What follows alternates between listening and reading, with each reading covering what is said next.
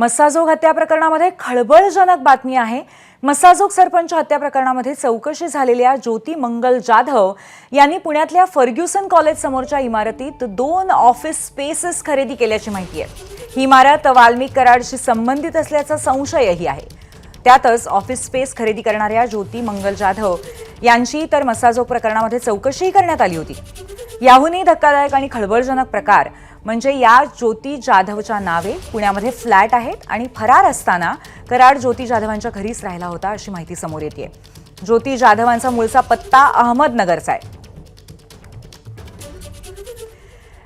या संदर्भामध्ये आपण आणखी माहिती घेऊया आपले प्रतिनिधी मंदार गुंजारी यांच्याकडनं।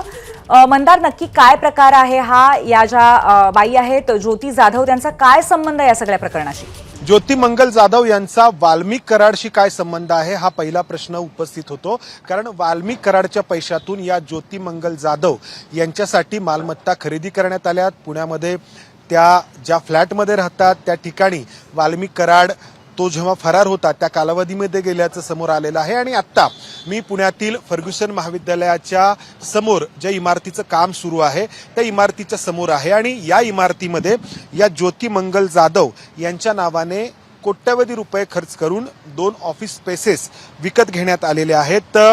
कुशल डेव्हलपर्स असं या इमारत उभारणाऱ्या बिल्डरचं नाव आहे आणि या बिल्डरकडून जे खरेदी करण्यात आलेलं आहे त्यामध्ये या ज्योती मंगल जाधव यांच्या नावाने 6व्या मजल्यावरती 611B या क्रमांकाची एक ऑफिस स्पेस खरेदी करण्यात आली आहे, ज्याचं क्षेत्रफळ आहे 54.51 चौरस मीटर आणि याच 6व्या मजल्यावरती 610C असं आणखी एक दुकान किंवा ऑफिस स्पेस खरेदी करण्यात आली आहे आणि त्याचं क्षेत्रफळ आहे 45.71 चौरस मीटर।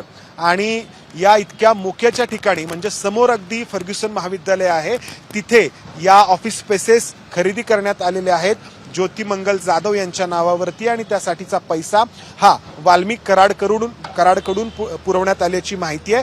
आणि या इतक्या कोट्यवधी रुपयांच्या मालमत्ता वाल्मिक कराडनी ज्योती मंगल जाधव यांच्या नावावरती खरेदी का केल्या? बरोबर आहे। अनेक प्रश्न आहेत मंदार आणि या संदर्भामध्ये वेळोवेळी आपण अपडेट घेत राहू। सध्या धन्यवाद आपण दिलेल्या माहितीबद्दल।